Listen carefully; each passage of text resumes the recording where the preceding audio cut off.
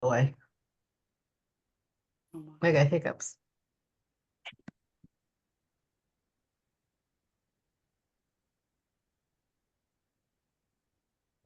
There. Okay.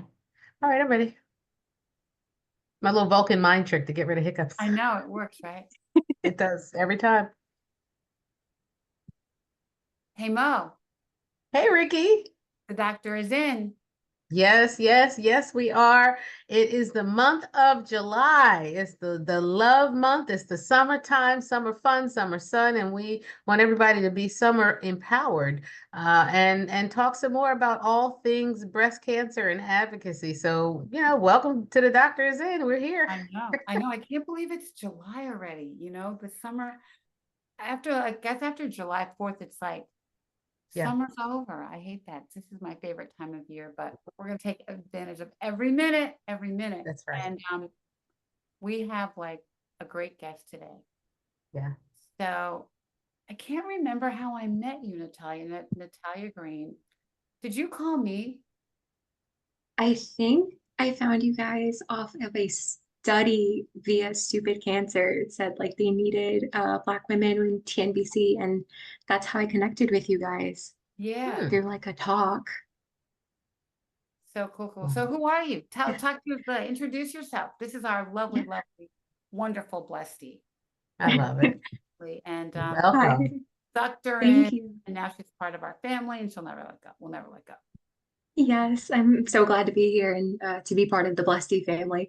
So, yeah, my name is Natalia Green. I am currently 25 years old. Although I feel like I'm 800 sometimes. I am a doctoral candidate at the University of Florida. I am working on my PhD in education leadership, and I am the CEO and founder of Cancer College Alliance, which just launched this past Monday on July 1st. Wow, Cancer College Thank you. Alliance. So Yes, you're CCA. in grad school, you got your master's, you're now getting your PhD, and you launched a foundation. Yes, Hello. we Wow. did. Wow. You got any free time? So so tell us, one, what are you getting your PhD in? And two, tell us your why. Why did your organization, why now?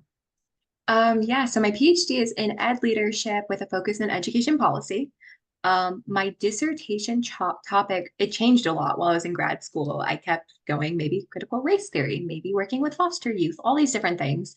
And then after I was diagnosed with triple negative stage 2 breast cancer at 24 last year, um, my mom and I were just having a conversation while we were driving, and she said, I couldn't imagine if you were like all by yourself, you didn't have family, if you were out of state, like what would you do? And like little bells just started going off in my head. And it was like dissertation right about this. And so I went on my computer that night and I started looking, and there's not a lot of data, there's not a lot of information on college students with cancer. And I was like, something needs to change. Like, there is no like academic journals. I couldn't find anything. So I pitched the idea to my committee, and they were like, yes, we love this. Incorporate it, put some jazz to it. So I'm making an art-based study while sharing their narratives, which I'm super excited about. And then doing this, I was realizing like we something else could change. And being a blessee and having spoken at Gilead and being a present there, I realized more voices need to be raised. We need to hear these voices. They exist, but no one talks about it. And that's where the idea of going from just the research side of a dissertation to creating a foundation uh, started. Wait. So go back to that. I had triple negative breast cancer at age Yeah. 23. Go back to that story. Like, oh my gosh. Yeah, I was 24. It was about April when I discovered a lump on my left breast. Didn't really think anything of it, to be honest. I just thought, okay, maybe at first I was naive. I was like, maybe I pulled a muscle. Maybe it'll just go away. Maybe I hit myself. I'm very clumsy. So the possibility of me bumping into something could have happened. But I'm noticing it's getting harder, it's getting firmer. So I just mentioned to my mom, she's touched it. She's like, it's probably fibroids, nothing to be concerned of, but like just go get it checked out. So went to my university clinic on campus, and my OBGYN, she was like, it probably is nothing. We can just go ahead and keep an eye out for it, or we can go ahead and have it or it was ultrasound first. And I was like, yeah, let's go ahead and do that. She's like, again, you're young. It probably is nothing. So went ahead and did that. It took about 2.5 weeks to get a biopsy appointment in my small town, or an ultrasound, I apologize. Got an ultrasound that Monday. Sitting on the table, I'm asking, hey, does everything look normal? The radiologist is like, yeah, looks fine. You're okay. By Friday, or the following week, I went ahead and had a biopsy. Again, does it look okay? Yeah, I think it's going to be fine. By that Friday, or that Thursday night, I got a phone call from my university clinic, but I was in the library, so I didn't get it. It was the end of the day, and she was like, left me a voicemail saying, come in tomorrow, call me back. I was like, okay. 8 o'clock that morning, the clinic opens. First thing I'm doing, I'm calling. I'm pacing the floor. I'm nervous. I live by myself at this point in my apartment. My 2 cats are following me. I'm nervous. She right away picks up the phone, which right away sent bells in my head because no one, if for any of our university students, they know the clinic takes forever to answer. They don't answer right away. Right. She answered the phone. It's like, I need you to come in. Are you with parents? Do you have family with you? Bring someone. And I was like, okay, I can call my parents. They live 3 hours away. Thankfully, we had a vehicle that they could drive up. And they were closing that day for graduation that weekend. So they were like, they need to be in by 3. It's 8. Mhm. So the worst phone call in my entire life was calling my mom that day, being like, I need you to come in. I didn't even have the heart to tell my dad, didn't have the courage to call my dad because I know he would have worried and I didn't want to scare him. And I remember I don't even remember getting into my car. I had a writing retreat that day. So I don't remember getting into my car. I just remember being behind the wheel, screaming at the phone because my mom's not picking up her phone. And something told me call the house phone. I did that. And I just heard her jump out of bed saying, we're going to be there. We'll be there.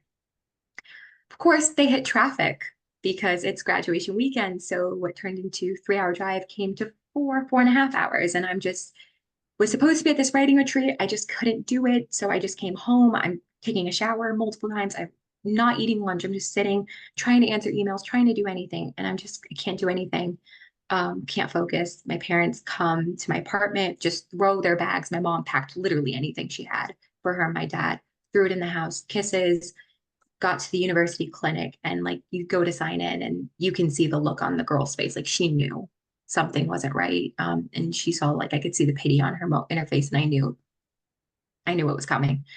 So we get into the clinic, and right away, the doctor I had been seeing, or nurse practitioner I had been seeing, catches my parents up, like, this is what's been going on. Like, she came in for a few weeks ago. Didn't think anything of it. And she right away started tearing up and saying, it's first, I didn't know what it was. Had to look it up myself as a nurse practitioner, but it's invasive ductal carcinoma. It's cancer. And I had played that in my head a few times that day, but nothing prepares you for those moments. And right away, I just started bawling. My dad across the room came and grabbed me, and there was my mom just asking the questions. And it was so difficult because I had walked in there as a student. You're a grad student. You have all these symptoms, but you don't think anything of it because you're a student. You're going through this. Because you're 23. You're 23, Right. exactly. Cancer's not even in your Or 24. I'm vocabulary. sorry. I would have been 24. Still. Because I'm 25 now. I'm so sorry, but it's still young. You don't think anything. You're going through grad school, so you excuse the tiredness and the fatigue because you're staying up late, doing homework, writing papers, all of these things. Right. You're not eating as much because you're, again, busy with grad school. So you walk on campus like I'm just a student, but there I go. I'm walking out. I'm like, I'm a cancer patient now. Now what do we do? And yeah, and everything just changed that day. Wow. Wow. Wow. So I know, I don't even know where to I start know, because I we're mean, just- if that Yeah, was it that can be day, what was heavy-winded, but tomorrow yeah. like? What was the next day like? I know. How did your doctors interact with you being so young? Did they offer you things that were tailored to you, or was it like, we're just going to throw the book at everything because you're young? When the nurse practitioner, she was like, you're young, call anyone you can, like this doesn't happen. So we started calling different places. Eventually I got to see the oncologist that I have now, and he was like, you're young, you're a rare case, this is the information we have. But even now, there still isn't a lot of data on people like me. So making different choices has been difficult because you don't have that data. They don't have the data of what a 24-year-old, 25-year-old with cancer has. Right. So they provide whatever information they have, but unfortunately, it's not tailored for someone my age. Right, right. Well, we have Ari, our Ari is our manages our internship program, and she got diagnosed at 19 and again at 21. And she was Yeah. also she was in an undergrad. So she, had a similar experience with her college campus, you know what I mean? So Yeah. it is happening more and more and more. And It really is.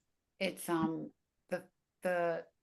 the likelihood of young black women getting diagnosed with cancer is escalating, and we don't know why.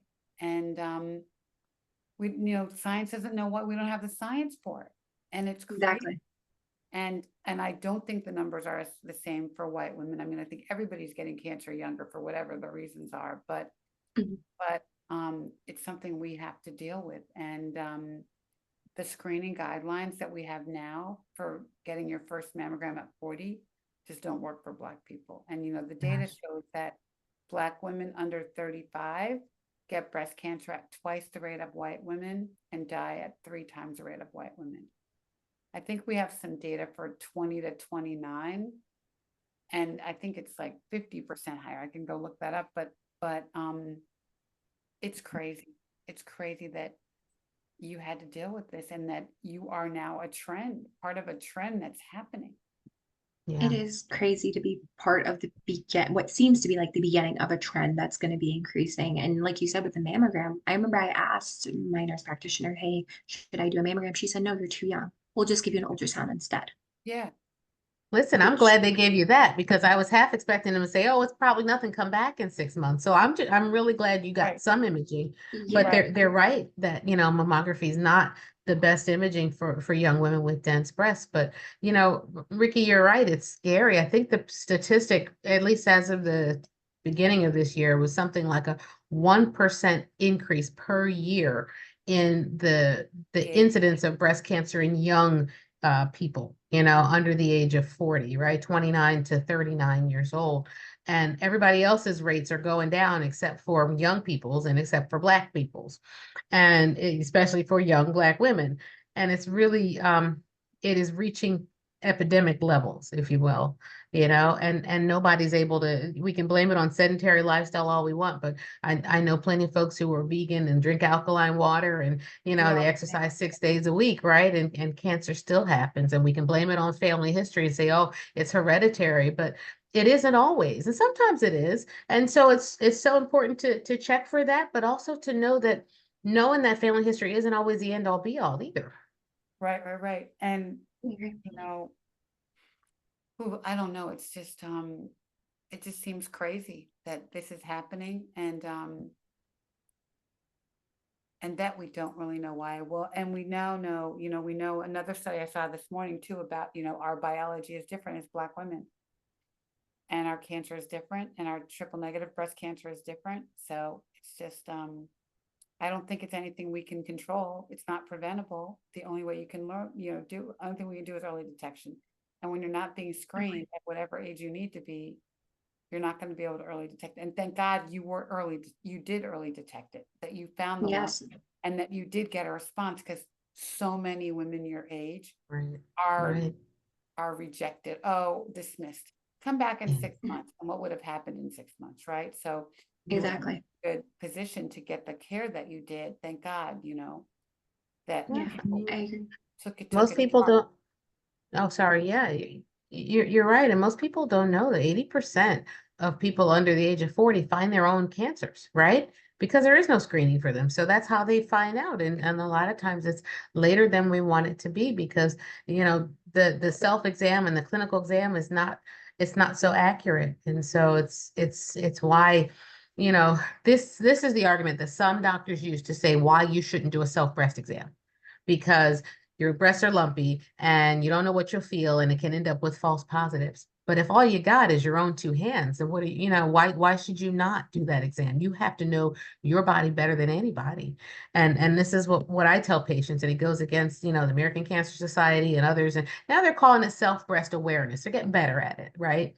They're saying you should know, don't just feel them on the first, but know them all throughout the month and all throughout your cycle. But for a while they were like, no, just stop doing it, stop feeling them. And it was really hard That's to palate. crazy. Right? Like who would say that? Not one, but a man, No, right? Yeah, I mean, right. people don't know what melanomas look like, but here we are, is that a melanoma? We don't Yeah. know. Who knows what it looks like? But you check for moles, don't you? You Yeah. know? And so to tell people not to do that basic self-care of checking their breasts, is because we don't know what they're feeling. And because they don't know what they're feeling, and because we just haven't taken the time to better understand the anatomy of women's breasts to be able to tell them what is normal. That's not okay. That is not okay. That is just not okay. It's not okay. Not okay. So So, I want to know more about the organization and yeah. the goals and the reception that you've gotten from the community, from your peers. Have you gotten any negative feedback from any of this? And just curious. Thankfully, no, we have not gotten any negative feedback, thank God. We've been blessed in that sense, and we're like a baby organization. We just started, so far everything's been very positive. But really, the goal of the organization is to provide what we call hashtag degrees of support. We want you to achieve your degree in college. We don't want cancer to really stop you from doing what you dream and what you aspire to do. Yes, cancer hinders you, and yes, it definitely has this challenge and this weight on you, but you are a student, you're strong enough, and we believe that if you have support, you can get through it.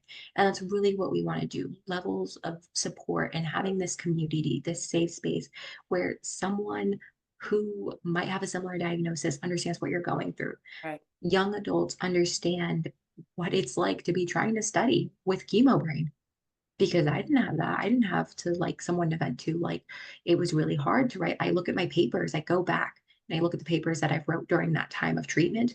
They were bad. They were bad papers. But having that support to know that it's okay, your writing's not going to be great. Just having that community so they don't feel alone, that they don't feel like they're a burden or a weight on someone else. They're not, and they're loved and they're supported, and there's others just like them going through similar things.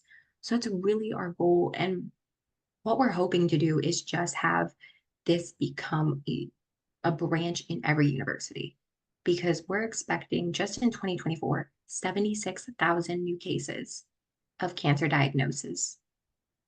Just new cases. We're not talking about people who've had it before and are still going through treatment Right. across the Right. United States. So Right. really that's the goal, is partnering with universities, hopefully, to get a community involved so that students have somewhere to go when this happens, because I didn't have anywhere to go.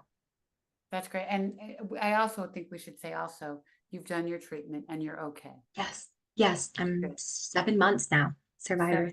7 months out of treatment. And you had mastectomy and surgery and chemo and all the things, right? All the things. Yeah, Yes. things, radiation, all the things, but you're good. So that's a good place. All to good. Yes. Thank God for that. Thank you, God, for that. Yeah. But I think that's a great thing, because I know like Ari has a similar story. Ari, actually, I think, she's a radiation therapist now. She's 25, but she had a 4.0 during her both cancers, which is crazy. Insane. But I think it just made her more convicted about studying, and because, she was, you guys persevere. You have this perseverance thing that it shouldn't, rain on your parade. It should keep you should be able to keep doing the work. But I think partnering with universities is really good, because even as you said, your nurse practitioner cried. She had to look, she had to look it up. She didn't even expect to have to, She didn't know. Yeah. didn't know, right? Wow. To deal with it, Wow. right? How do you deal with this? And I found even my own professors and advisors, they were all good. I'm not saying anything negative towards them, but they were definitely unprepared. They Right. didn't know what I Yes. needed. And Right. looking back, there Mhm. were some supports that I could have had that would have been beneficial for my mental health, my physical health.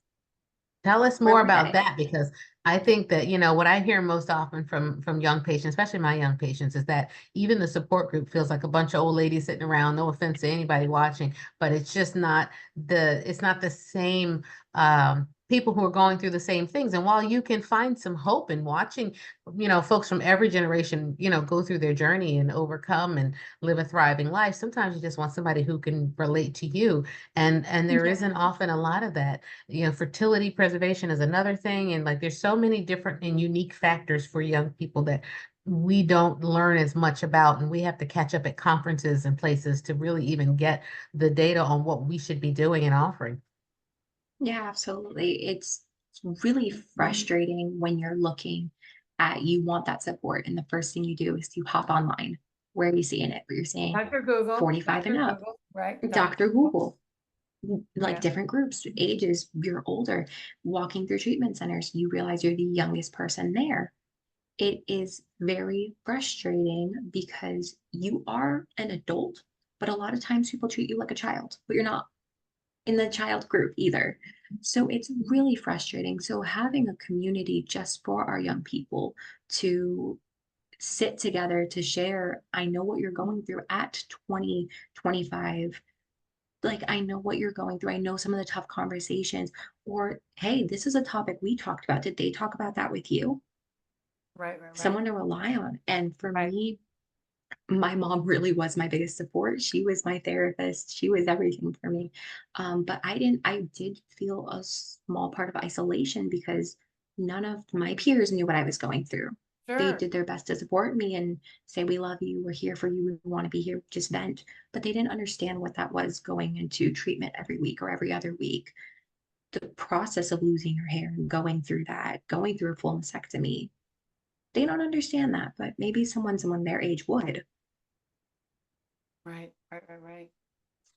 And also you had triple negative, which is a whole nother Yes. animal in itself, right? You know, I remember when they told me it was triple negative, that was a phone call in Dillard's from my campus's affiliated hospital. They called and said, "Oh, based off this, it's triple negative." And first, my mom was like, "Oh, thank God, that's a good thing." And I'm like, right, "No, doesn't no, no, sound I so just, bad. That's what yeah, I it said. doesn't sound so bad." I'm Sound so like, bad, "Wait a right? second, I think I read about this a few nights ago. Dr. Google told me this is not a good thing." And we start looking it up, and we're like, "That's worse," and just crying and stuff like that. Yeah, triple negative is very deceiving.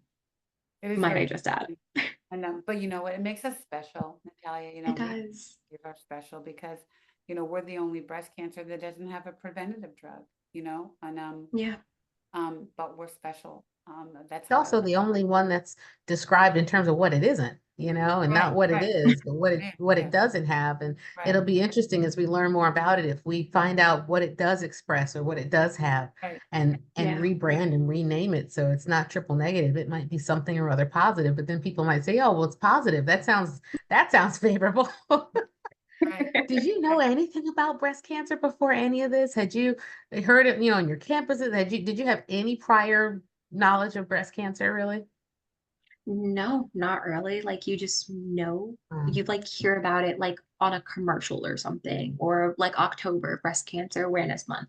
But if you think about it, all of the ads are older women. You Older don't white women, see older white women, exactly older white right, women. You don't see a lot of women of color. You don't see young people.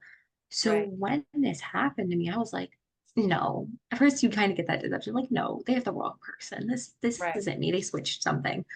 But as I'm learning more, you're seeing more young women coming out and saying, I have breast cancer, I'm going through this. That needs to be represented. Right, It's not, right, especially in the university setting, it's not. right, So right. yeah, I had no idea. And I'm still learning new things every day. Yeah, Things that you don't talk about, things that no one discusses. And yeah, it can be frustrating, but it is empowering to learn about. And hopefully, like the Bless C community has been a blessing for me to know that there are young women going through the same thing. yeah. Oh my goodness. So let's go back to your treatment a little bit just to help Mhm. people understand like what you went through, right? Yeah. So you go through all the, you get diagnosed, and then what happens? Mhm. You have to get appointed. Um, What happens? You get, yeah. you, So let's we talk about your treatment a little bit. yeah, right away calling everyone, and thankfully I got to go to a hospital in Florida. And they said they took my case right away because I'm a rare thing. They don't Right, see a lot of me's coming in through their right, doors. right. So went in, they're like, okay, based off this, we're gonna do another biopsy. We're gonna give you a mammogram. We're gonna do it all. And within the span of 3 weeks, my tumor had grown. I want to say it was an additional 3.5 or 5 centimeters. It had grown in 3 weeks. Not only that, I got another form of cancer in my other breast, DCIS. So I was like, what? So they're like, okay, we need to start you on treatment right away. Yeah, what's going on with that? And did they do genetic testing at all? Did do genetic testing, came out, I think that same week or a little afterwards of the second diagnosis, and turns out BRCA2. So I'm part of the BRCA family now. Um, but yeah, it turns out it's BRCA2. And then they were like, yeah, so based off this gene, we're going to encourage and the rate of your growth of your tumors and this new form of cancer, a bilateral mastectomy. Devastated because that's my femininity. That's who I am. Like, I'm gonna be honest, I loved my boobs. I did. Every young woman loves her boobs. So just to know, like, it's that or your life. Pick one. Yeah. And I said, okay, we're gonna go ahead and do this. So they said wouldn't happen till after chemo. So by I want to say it was June, I already had gotten my port under. I named her Patty. She's still present. She's still here with us. So I have Patty the port, got my port, and then You in haven't had your report total, taken out yet? You haven't had your report removed? not yet. Okay. Yeah, she still stays, I think, till the end of this year. They're Right. looking at to have her removed. Yeah. So have my port still, got my port, had that surgery, and I believe it was about a week and a half, I started chemotherapy.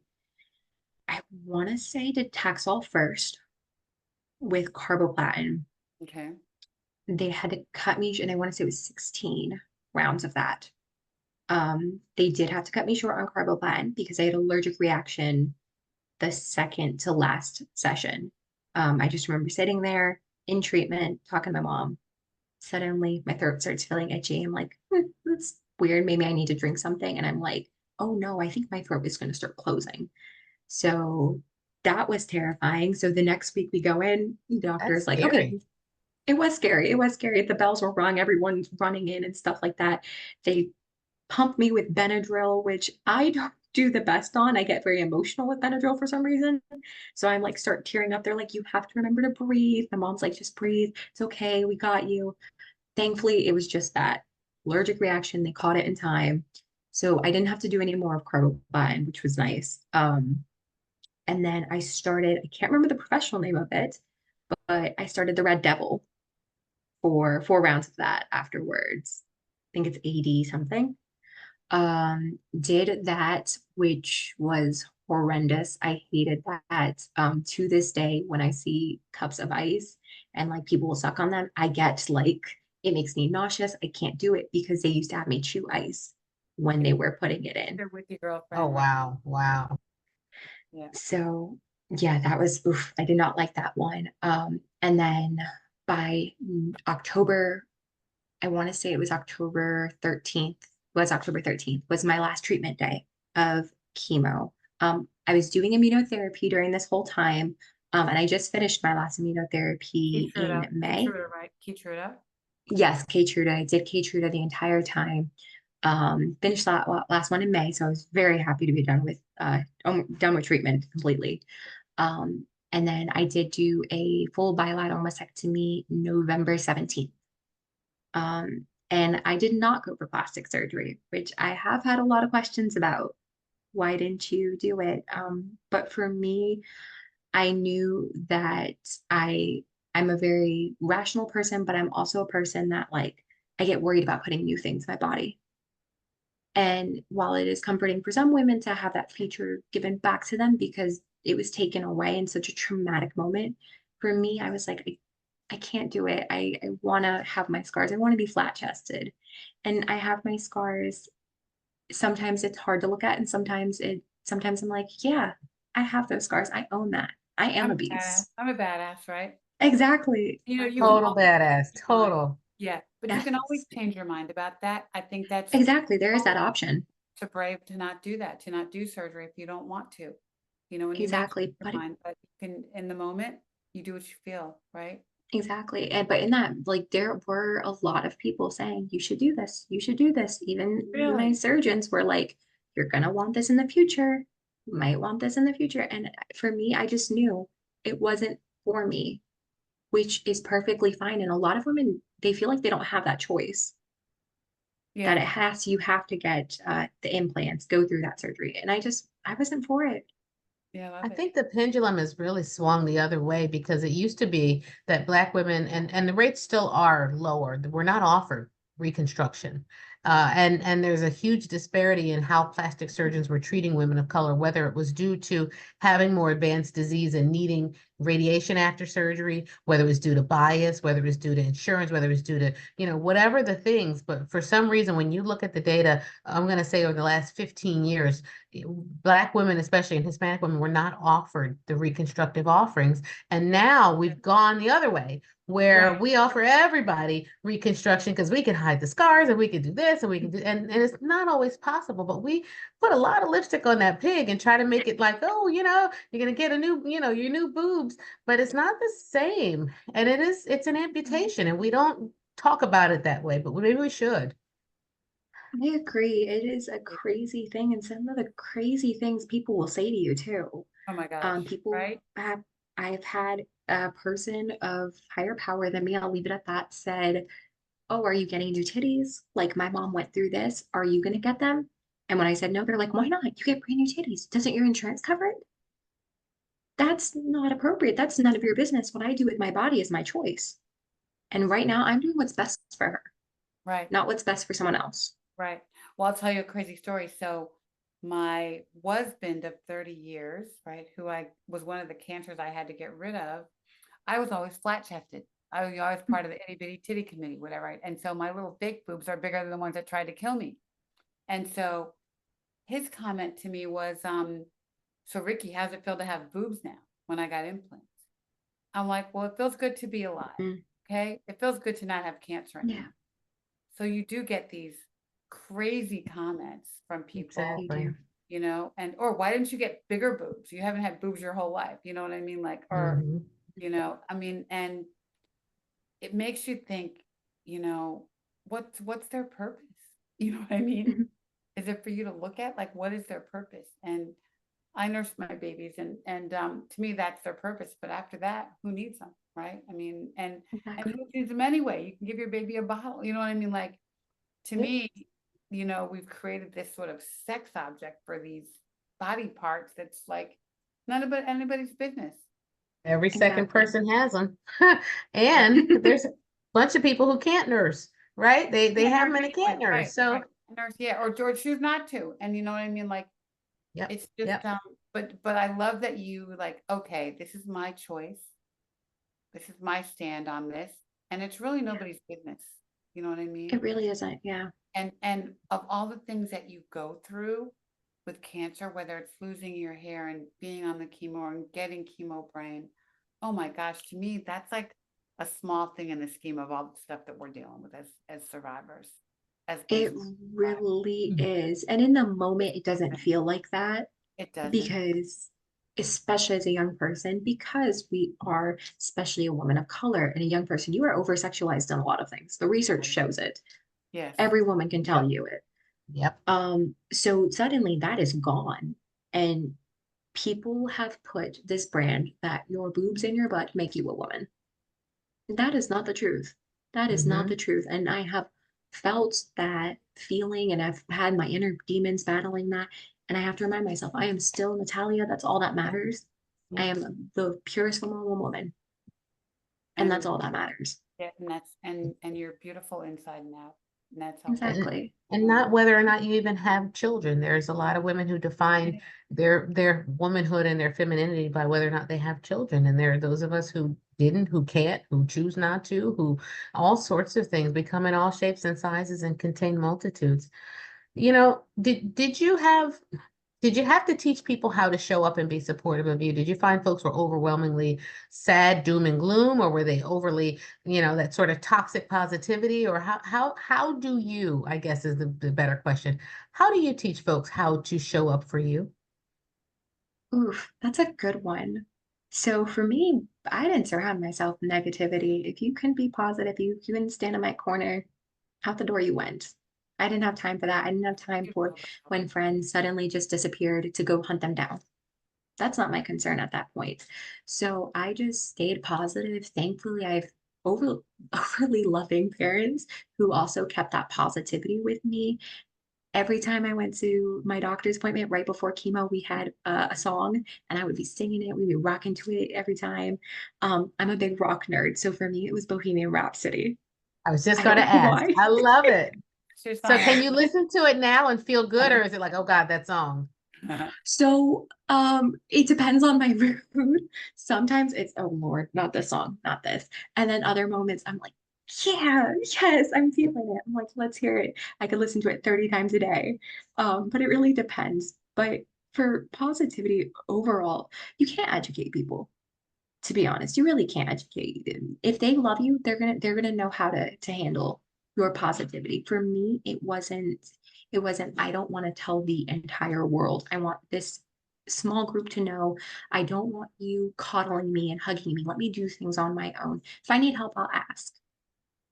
That was the kind of positivity and the love and support I needed. And my friends who love me and know me, my family who loves and knows me, they knew that's what I needed. And that's how they came up. And that's how they showed up. Yeah. Anybody else, it didn't matter. Yeah. That's good. And then I think people struggle with it, especially I'm sure people at your age, just because they just don't understand it for someone your age. Exactly. So Like, it's what do you hard. say? Right. Right. And but that's why I love our Blessy community, because you don't really have to talk. You don't have to You explain know, anything. It's this common ground, and most part of it just being in what she does every day, that people just accept. Okay, I got you. Like, I understand. You don't have to tell me what chemo brain is, and you don't have to explain it. So I'm so glad that you found us and we found you, because yes. you know, I think that we have this unconditional love that I can't even explain to people, and I Yeah. have so many friends who took care of me and love me, but they'll never get it until you feel this, you Yeah. know? Until you go through the same thing. Yeah. Or have Yeah, someone else very close to you who went through the same thing. right. Yeah, Right. absolutely. What about your So, hair? Did that bother you, losing your hair? oh, losing my hair was a devastating day. If I think about it too much, I will actually tear up. It was devastating because and it's crazy thinking about it. I had like 3B, 3C curls came down to my shoulders, like beautiful curls. Like my curls were my feature. People were like, oh, your hair, your hair, your hair. And as a child, I hated my hair because no one had my hair. And I thought I looked like a werewolf when I wake up in the morning. But I grew up to love them in college. I loved them. So when I got cancer, I would say, I'm gonna lose weight, not my hair, in like a good way, like lose a little 10 pounds, be okay. Fortunately, it was the opposite. I lost my hair, gained weight, but I was still beautiful, still loved it. I loved my cookies during treatment. So, um, but when I lost my hair, I was devastated, like watching it slowly come out. And with curls, it's hard because you can't just put it into a bun and call it a day. Your hair gets knotted. And I noticed that as my hair was starting to come loose and fall out, it would get knotted. And the week before I cut my hair, my mom would sit and comb because my head was tender, and my mom sat for 2 hours combing my hair, trying to save as much of it as she could. And she did a good job. I felt so bad for her arms because she's just gently combing, but taking the time. And then I believe it was July 2nd, I might have lost, or June 22nd, one of those days, end of summer or midsummer. I had lost my hair. We were getting ready to go for treatment that morning.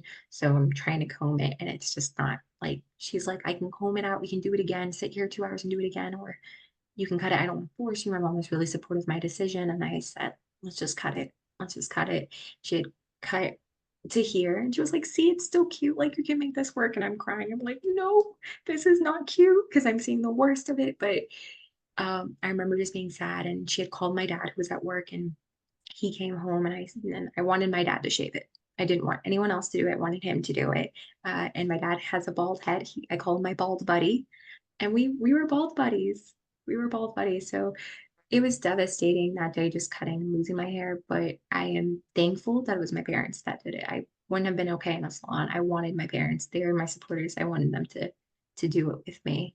And they did. And my mom had said, like, oh, I'll shave my head for you. I'm like, no, no, no. You have beautiful hair. I like to play with your hair. Leave it.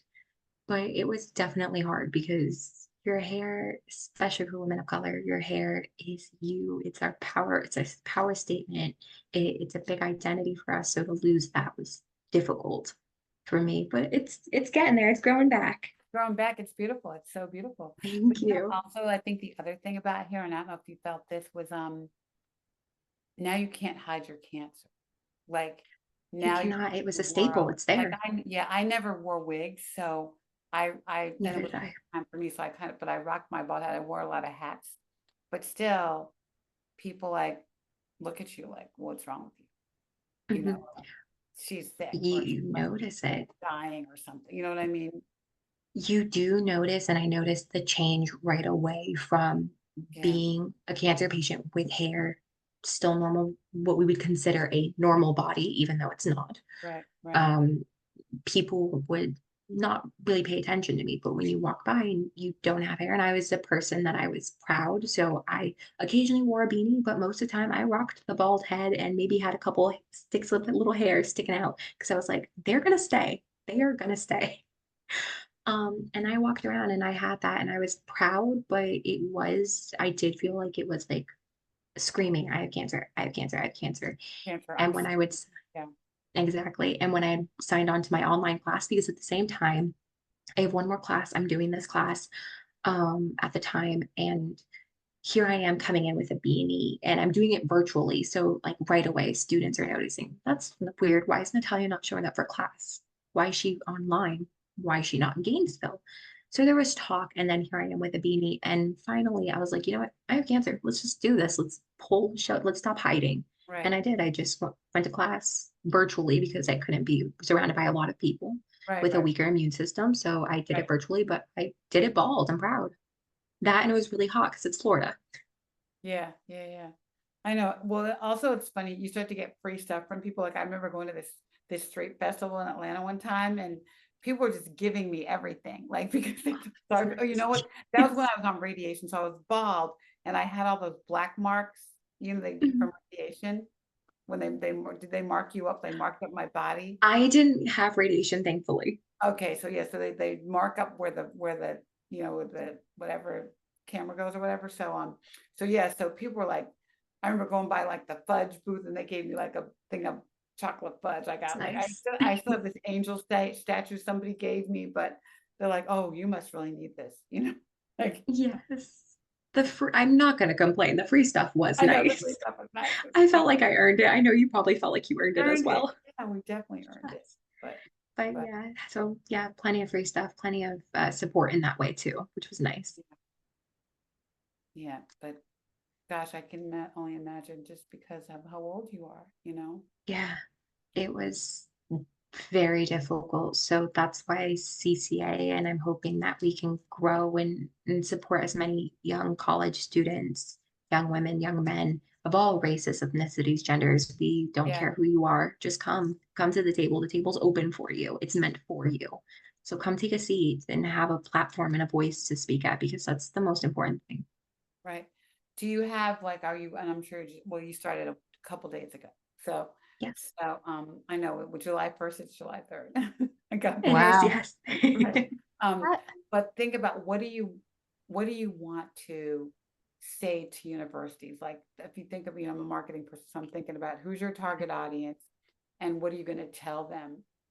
And if you could get in front of a college president right now, Oh, wow. what would you tell them, right?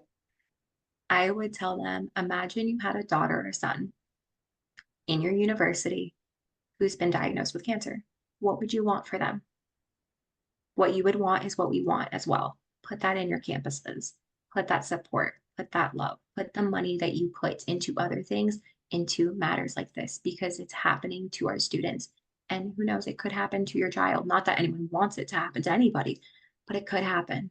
So what would you do? If it's your child, what would you do? Now let's put that in our universities. Mm, that's I great. would I go with got a the guilt question trip. for you. But it works though, because it's just when you ask your Yeah, doctors, what would you do if I were your daughter, right? Then it's like, I've oh done that. crap. Yep, Yeah, you have to. It Yeah, takes it out of the theoretical, off the right, paper, off the chart, into there's a real person sitting in front of you, and right, I need you to help me make good decisions, not just based on trials and data, but based on right. me as a person. What would you go exactly. back and say to yourself 5 years ago? You could talk to 5 years yourself. ago, Yeah, just 5 years ago, before all of this 20-year-old even. me. Yep. Um, Looking back, 20-year-old me, okay, I would have been in, okay, undergrad. I would tell myself, you are about to go through something life-changing. It is going to be horrific and feel like the world is ending right then and there. But you're not alone. You are a lot stronger, and something beautiful is going to come out of this. Because if you would have asked me a year ago, I would have been like, no, what are you talking about? I wouldn't be doing all of these different things. And to look back, I wish I could have told my younger self that, because I definitely, cancer has taught me to be a lot stronger, to have more faith in myself, to ask for help when I need it, Right. to know I'm not alone. And I become a different person because of it. So I would remind myself, you're a lot stronger than you give credit for, and be prepared. Something crazy is going to happen, but it's going to be amazing for you. Isn't it crazy that we think like that? That, Yeah. um, I wouldn't wish cancer on anyone, No, but I don't think I wouldn't trade what I went through to get to me where I'm, neither would. and I'm a lot further out, but you're just still getting over it. You know what I mean? Yeah. Yeah, it's crazy to think about it. I wouldn't want anyone to go through it, but I agree with you. I wouldn't trade what I went through and for the world. As crazy as it was, as hard as it was and still sometimes is, I would do it all again, because I know that my purpose, and I'm a religious person, but my purpose is to help people. And this was a direction I would have never seen my life go into. If you would have said you would do cancer advocacy, I would have been like, me, no, we don't do any of this. But looking back, like, i'm I'm actually grateful that it happened to me and not to someone else. As crazy as that sounds, I truly am grateful. Not crazy. It's not crazy because it's exactly how I feel. I'm really grateful that that it happened to me, that it didn't happen to somebody else. And it does give you your purpose. Look at what you're doing, right? You said, Yes. okay, God, this is why you left me here. Mhm. And now you have a God job. I do, and I'm hoping that job, that if I can help one person, it was completely all worth it. I would do it over and over Already again if it are. was just one person. You already are. You already are. Thank you. You already are. And it'll just keep, you'll get reinforcements of it every day. And every time you meet a I different love that. person, you'll feel it again, and you'll feel it again Yeah. and again and again, and you'll feel more convicted about why you're here. Yeah, You know, absolutely. So I would tell that to my younger self too. There's a reason you're here. You'll see. You gotta wait for it. Be patient.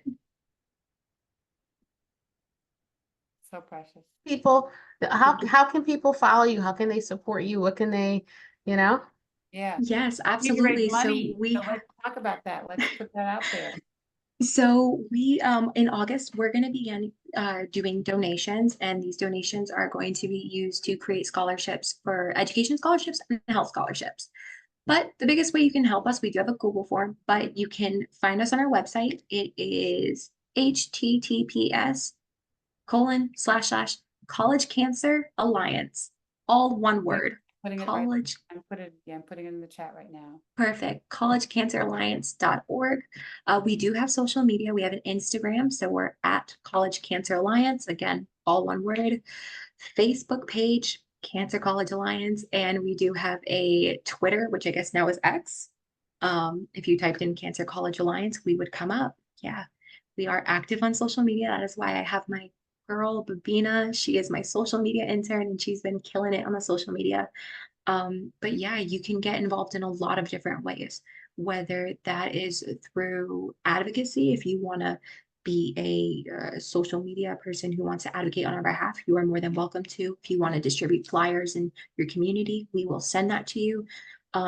Right now, our biggest goal though is campus. So if you want to open a branch on your campus, you can go ahead and reach out to us, fill out our form online. It's under our advocacy tab. And you can fill that form out and you'll speak to me. No one else who gets to talk to me, and I'll introduce you to the team and we'll get you situated on how you can start making a difference on your college campus. That's great. That's great. Thank you. One of the things that we're sort of doing with Touch, and I've told you about this, to join Belong, is Yes, connect people together to help other leaders. And so that's something you could think about too, like having absolutely. representative on Well, that's a different, great idea. right? Yes, absolutely. Build a coalition so you have people on the campus.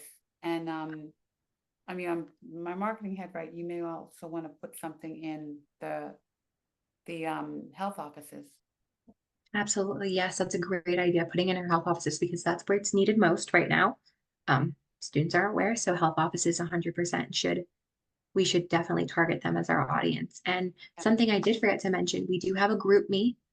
So it is on our website under our resources tab or our community tab, I'm sorry. Okay. It is a group me that you can scan and you'll be thrown into our group chat. And again, that's for college students facing cancer, college students whose parents or close relatives are facing cancer, because we include you in this space as well. So you can share your tips, tricks, stressors, anything. We're a community of love and supporting one another. So there's all sorts of ways that you can get involved.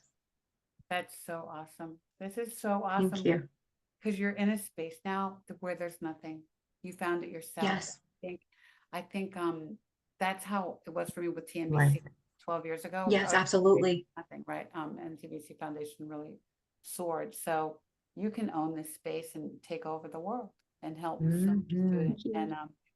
And we'll help you. You know, we'll help you. We'll share your social. We'll do I all love that. Thank you. come back on the show in 6 months and tell us how you're doing. And Yes. Absolutely. we'll keep getting the word out for you. And you know, it's almost like I hate to have to talk to people your age. Yeah, it is I hate to have to not a talk fun to topic. students, right? It's horrible. Mhm. But we can't now we have an outlet for students, which is like amazing. So our Yeah, arts of the world have a place to go, you know, exactly. um you met Ario. I'm gonna connect you guys, make sure you guys are Yes, connected I have. Yeah. because she's sort of built this coalition of young people that are dealing with this, but Yes, also she has dealing told with me. all cancers. Yes, And and that's what we support, all cancers as well. yep. And I asked you before the show started, you know, where are you seeing the most prevalent cancer? Mm-hmm. And you said, Breast and colon cancer are Yeah. the two biggest, and they are the most aggressive. Unfortunately, young adults, college students are being diagnosed at later stages because it's not supposed to happen to you. right, it's not supposed to happen to you, and you're not screened, Yeah, and you're not screened. exactly. And I know for breast cancer, everything grows fast when you're young and your hormones are As rising, right? I'm not sure what that would look like for colon cancer, but you know, we got to take care of ourselves. And I we think do. like knowing your, you know, Wow. what's going on with your families, knowing on what's going on with, you know, being recognizing your body. Thank God Yes, know your body first. this is weird. This doesn't feel right. Something's Exactly. and then also fighting for yourself when you do go to the doctor. Luckily, you were Mhm. embraced by the doctor, Yes, but not everyone is. but not everyone is. So if you feel like something's right, you have to stand up for yourself and say, hold on, Absolutely. wait a minute, pay attention to me. This is real. This is not what I Absolutely. like last week. This is Mhm. not here a month ago. Something is not right. And fight for yourself. Mhm. I think those are like really key messages that we even try to do with Love of My Girls. So we'll 100%. get you Yeah. on Pink Table Talk too. You know, I was just Yes. gonna Yeah. say, let's do something in October. Let's make sure we do a good bit of social media supporting you and yeah, discussing what's happening and some of the trends and, some of the I appreciate stories that it. you've heard and, ways that we can all be more aware and be more supportive as we get back into the semester. What do you want people to know, Yes. so even toward the end of summer. So, yeah. yeah. We'll Absolutely. also I get would love to be in front present. of our interns. You know, our next Absolutely. intern class will probably start at the end of August. So we'll Okay. get you talking to them and maybe doing Mhm, mhm. them and Be maybe happy to. get them to do some social media for you. You know, Hey, I we would know, love it. I could use I more know. people on social media. Yeah. And you know, we have, I guess we've now had, I think 92 interns, Mo.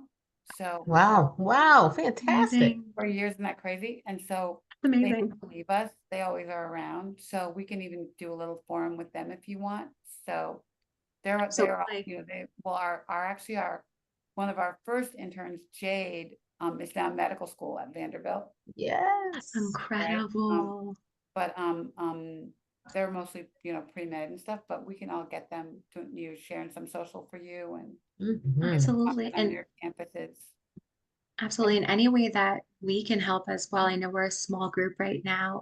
We have one of our board members does have cancer. He's going through treatment and he's kicking his butt, and we're rooting for him all the way. We Oh, are that's small, great. but we do have a lot of people that have said, "Yeah, I want to help. I want to support." So any way we can help, whether we do have a beautiful young woman named Aja, who is also a cancer survivor, and she does somatic therapy and somatic practices, and she's incredible. Do you want her help? I guarantee she'd be happy to help, and anyone from our team would be happy to help. Great. Well, maybe when We're we do the we're here show, for each other. yeah, I know when we do the show again, bring your team on Absolutely. and they can talk about what they're doing and how what progress you've made. So we'll schedule that. We'll schedule, Mhm. Absolutely. My team would love to be here. yeah, and Fantastic. yeah, and I think this is awesome. I think another area we can even think about is how can we help nurses and nurse navigators or people in clinics help Yes. people how to figure how to talk to you, how to Yeah. help. Yeah, How to be prepared for when a student is coming on. If we're looking at university clinics, how can yeah. a university be prepared to handle that Handle. diagnosis, the nurses and things like that? Yeah, absolutely. Being the Well, first to share that diagnosis. yeah. Well, you are a force.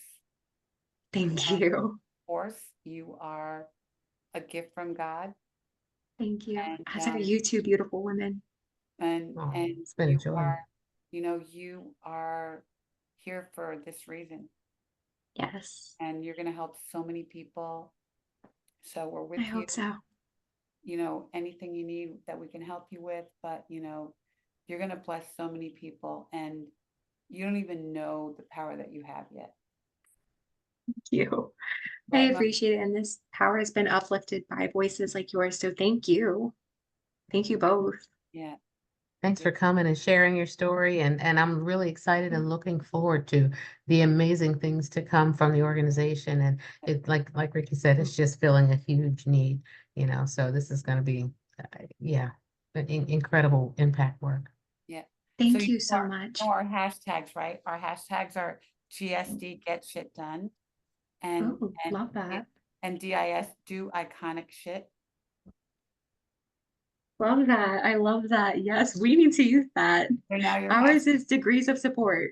they're now your now there's now your hashtags. So go do Mhm. Okay. All right. it, We girl. got it.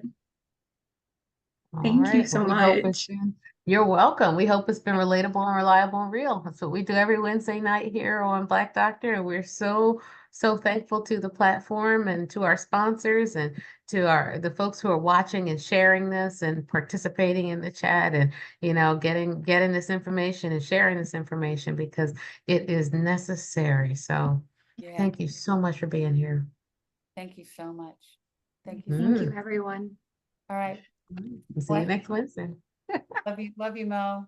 I love you too. I'll see you. See you next week. Blessings.